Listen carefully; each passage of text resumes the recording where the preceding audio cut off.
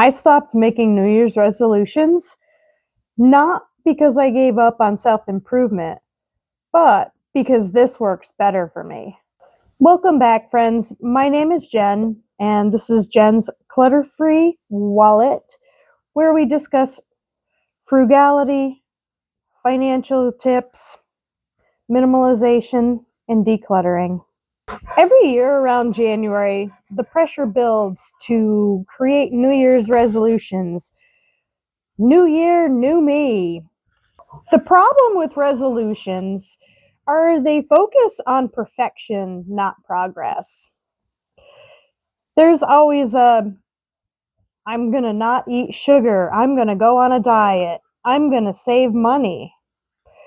All these things, I'm going to exercise. All these things that you say you're going to do are kind of perfection and promises. The problem with these type of resolutions are that they don't leave room for when life gets in the way.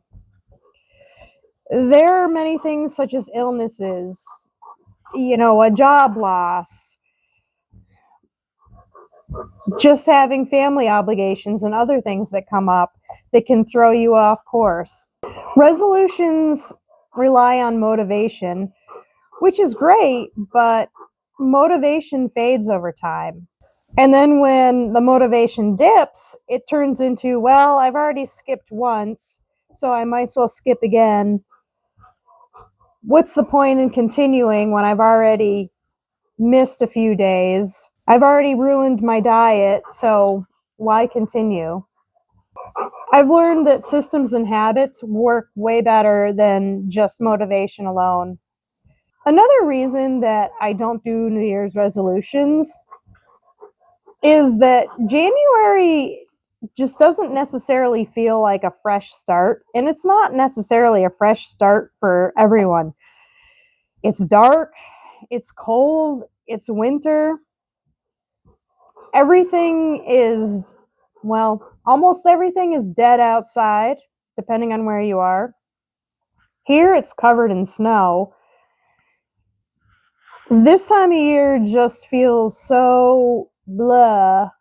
I get home from work and it's dark out, and I don't have a lot of motivation even to do stuff in the house this time of year.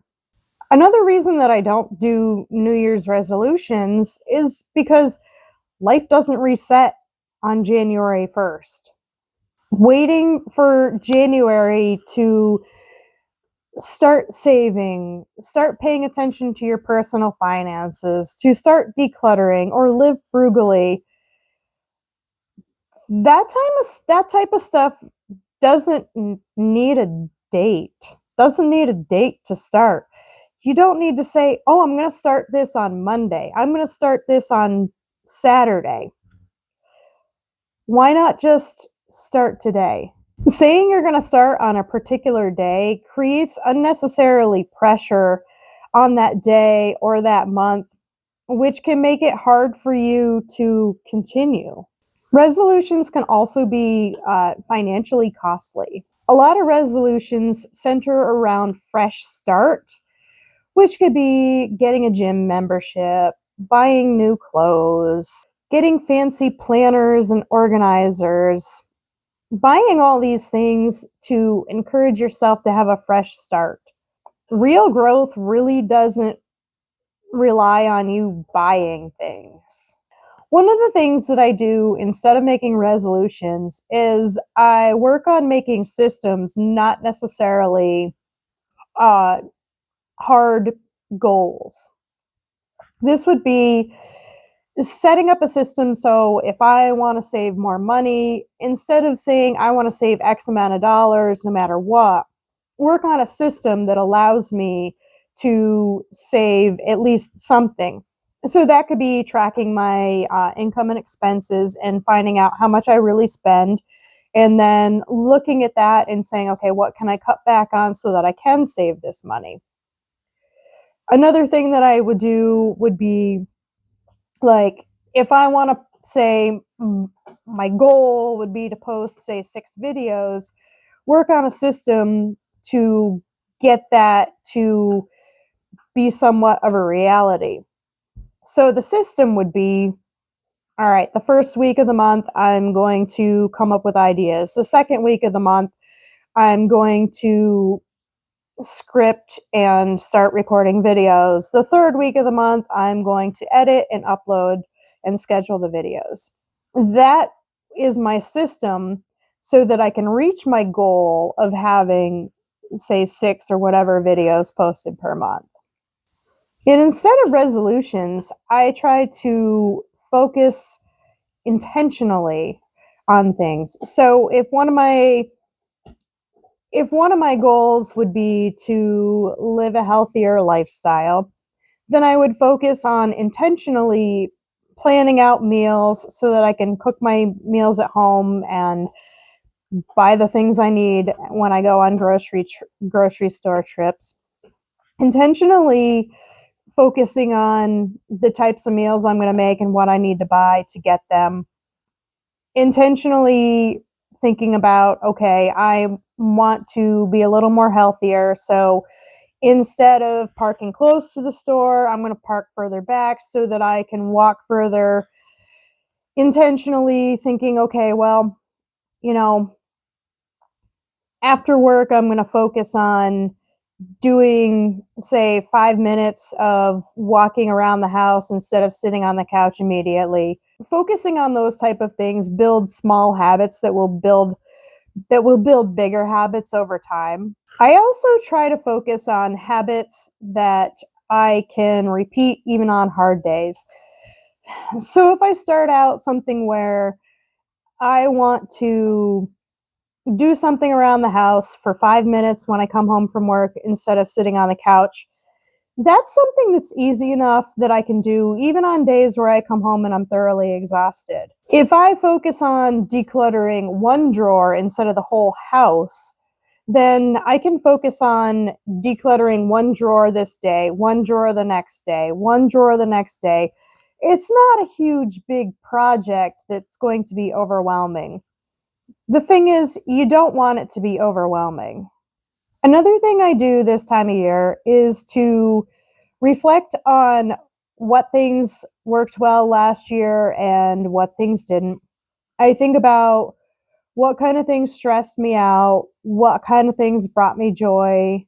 This time of year is great for slowing down and thinking about these things. Ask yourself these questions. Then you can make a system to create more habits if you want to improve other parts of your life. As an example, I will take the time to think about what areas of my life I was able to save more money. Where did that work? Where did it not work? What the feelings were around the times that I was able to save money and how I felt around the times that I didn't. That can help me recognize trends and come up with solutions. Then it's not going to be a huge stress and I won't overspend. That's an example of how reflecting can help you correct the behavior in the future. There is also great power in being flexible. Resolutions tend to be more rigid than creating a system.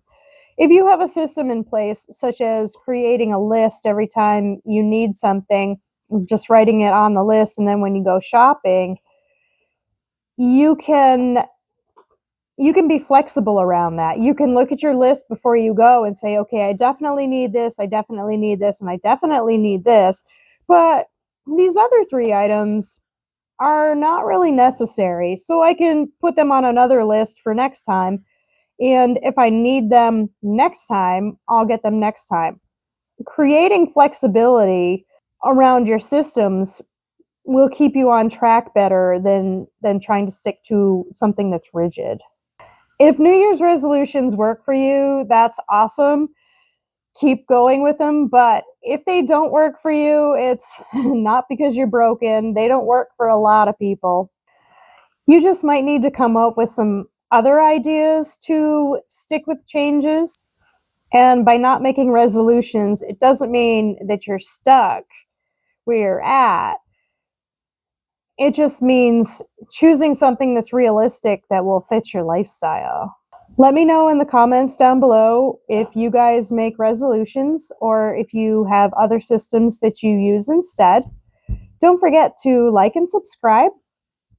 I'll see you in the next one.